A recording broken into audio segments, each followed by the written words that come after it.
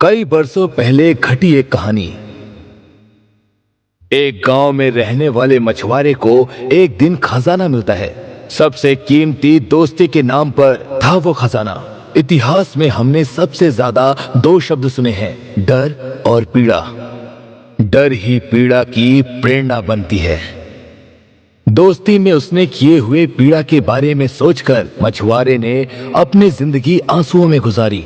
माफी मिलेगी या नहीं सोचकर आखिर में उसकी दोस्ती ही जिंदगी में उजाला बनकर उसके सामने आई। वहीं से शुरू हुआ उसका सफर।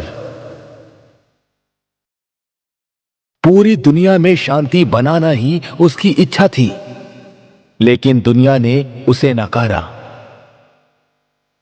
आखिरकार उसके दोस्त के साथ जो घटा वही मछुआरे के साथ भी घटा। सही तरीके से क्रियाक्रम न होने की वजह से मछुआरे की आत्मा एक पेड़ में बसी है, ऐसा वहां के लोगों ने माना। और इस घटना के बाद साम्राज्य का विनाश हुआ, क्योंकि मछुआरे का क्रियाक्रम जो नहीं हुआ, इसी वजह से साम्राज्य का विनाश हुआ, ऐसा लोगों का मानना था। और तभी उस चीज का जवाब लेकर एक इंसान आया जिसने मछुआरे का क्रियाक्रम किया और शांति बनाए रखने के लिए मछुआरे के नाम पर एक देवालय बनाया। लेकिन क्या इतनी आसानी से मिल पाएगी शांति? मछुआरे की आत्मा वाले पेड़ में अद्भुत ताकत थी। ऐसी कहानियां लोग चारों तरफ फैलाने लगे। मनुष्य के लालच और स्वार्थ ने शांति का विनाश किया। उसे वापस पाने के लिए कई सारी लड़ाइयां लड़ी गई, लेकिन वो मछुआरे की इच्छा के अनुसार शांति के लिए थी। मछुआरे को सबसे ज्यादा समुद्र प्यारा होता है और उसकी आत्मा वहीं जा बसी। और हर क्रिसमस की रात उसकी आत्मा समुद्र से निकल के अपने सभी दोस्तों के लिए प्रायश्चित करके वापस समुद्र में समा जाती है, ऐसा यहाँ के लोग मानते हैं। पीड़ा का समुद्र में बस जाना ही ठीक है, वही दोस्ती के लिए अच्छा है और इस दुनिया के लिए भी।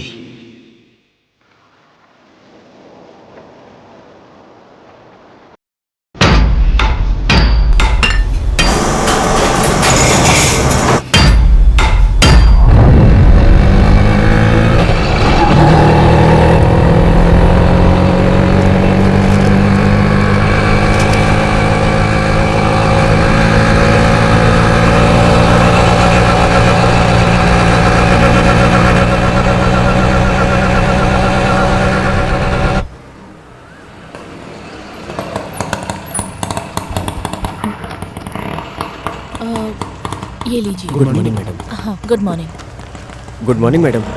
क्या गुड मॉर्निंग? क्या चल रहा है ये? मैडम आप आ रही हैं, पता नहीं था, आपके आने से पहले ही पब्लिश कर दिया। इसमें इतनी जल्दी क्या थी? मुझसे पूछना था ना। ठीक है मैडम, देखते हैं हम लोग।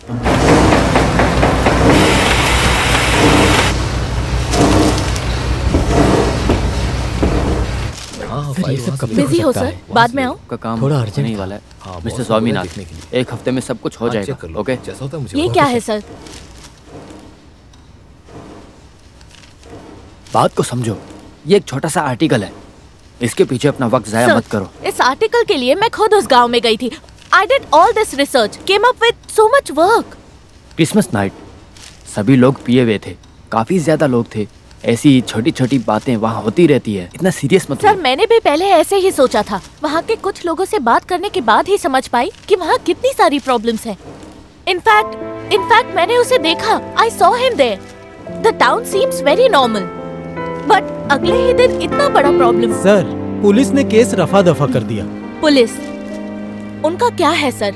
इतने सारे केसेस में एक और। Exactly, that is what I am saying. ये एक छोटा सा केस है। सर, आप जिसे छोटा सा केस बोल रहे हो, उससे बहुत सारी कहानियाँ जुड़ी हैं। सुनने में तो ये बहुत कंफ्यूजिंग लग रहा है। उसी वजह से सर, इस इंसिडेंट से जुड़े एक एक व्यक्ति के बारे में अलग अलग चैप्टर लिखने वाली हूँ। ऐसे लिखने से इस घटना से जुड़े सारे सवालों के जवाब मिल जाएंगे। तुम्हें इसमें इतना इंटरेस्ट क्यों है? कुछ पर्सनल है? ऐसा कुछ नहीं है सर। अगर मुझे ये आर्टिकल पसंद नहीं आया, तुम सीधे उस एक्ट्रेस का इंटरव्यू लेने जाओगी। ओके?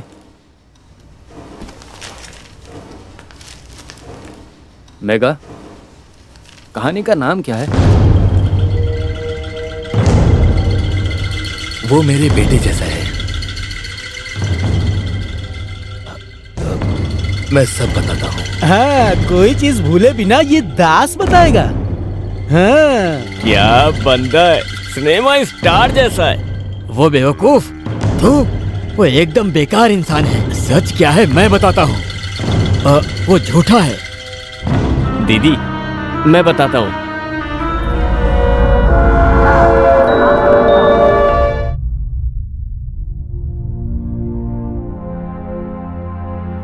कहानी यहाँ से शुरू होगी, मेरी माँ के गांव से। मेरे पास इस सब के लिए समय नहीं है, तुम जाओ यहाँ से। सर आप रुक तो मैं जाइए। नहीं सुनने वाला, जाओ जाओ यहाँ से, चलो जाओ। अरे मेरी बात तो सुनिए। अरे क्या रे, हैं? अगर तुझे तकलीफ है तू जा, उसे कुछ काम है। अरे तो तू जाना, बहुत तकलीफ हो रही है, इंटरव्यू है उसका। हाँ जा जा। मैडम उसके बारे में मैं बताता हूँ, आप चलो। ठीक है बोलो। मैडम मैं आपको सब बताता हूँ। उस दिन हेलो। वो क्या बोल रहा है, उसकी बातों का भरोसा मत करना। अबे ए, तू मेरी बजा रहा है? हाँ, वहाँ क्या हुआ था तुझे कैसे पता है? बोलना, गधे के बच्चे। अबे तुझसे ही पूछ रहा हूँ मैं। क्या गया है। अच्छा मैं ही बताता हूँ। बैठो भाई, आ जाओ। ठीक है मैं बताता हूँ। सर आपने मुझसे बात की, ये किसी को पता नहीं चलना चाहिए।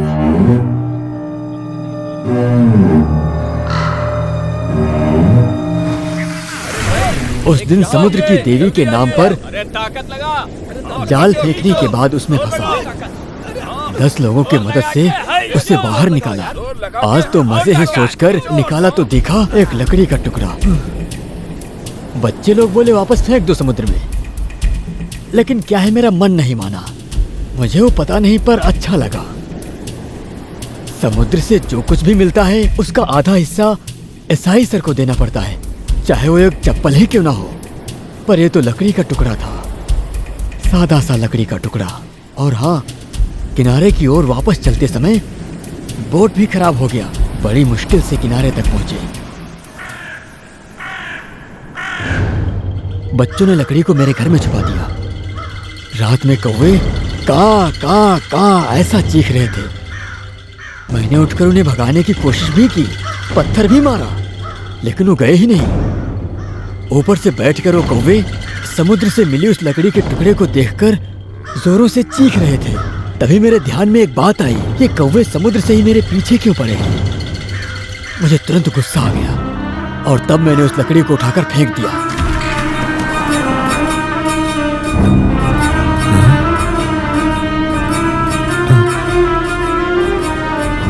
हे भगवान, मुझे अपनी आंखों पर भरोसा ही नहीं हुआ।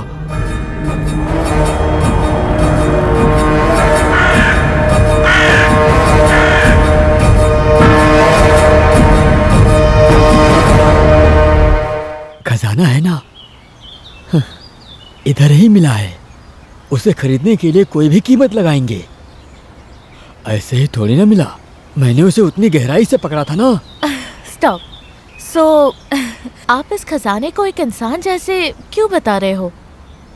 तूफान को क्यों मैडम स्त्रियों का नाम दिया जाता है? सुनामी, कैटरीना, नीला, निशा, लड़की तूफान एक जैसी होती है। दोनों पहले बहुत शांत रहती हैं, अगर उनको मौका मिल जाए तो पूरी तरीके से धो डालेंगी और हंसेंगी ऐसे जैसे कि कुछ हुआ ही ना हो।